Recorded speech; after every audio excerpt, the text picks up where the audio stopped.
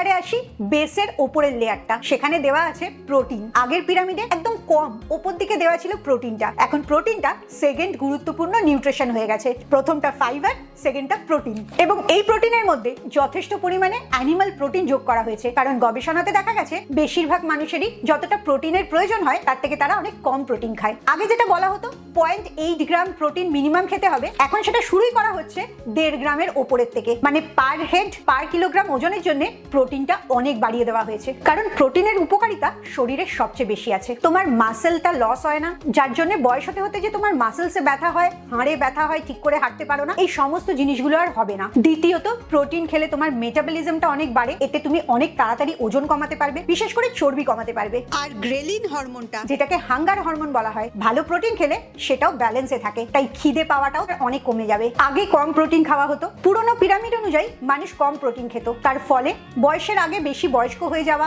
জয়েন্টে জয়েন্টে ব্যথা করা, সুগার স্পাইক হওয়া, হাড়গুলো দুর্বল হয়ে যাওয়া এবং চুল আর স্কিন খারাপ হওয়া। তাই এখনের পিরামিডটা চেঞ্জ করে প্রোটিনের মাত্রাটা অনেক বাড়িয়ে দেওয়া হয়েছে, যাতে তোমার এই সমস্যাগুলো আর না হয়।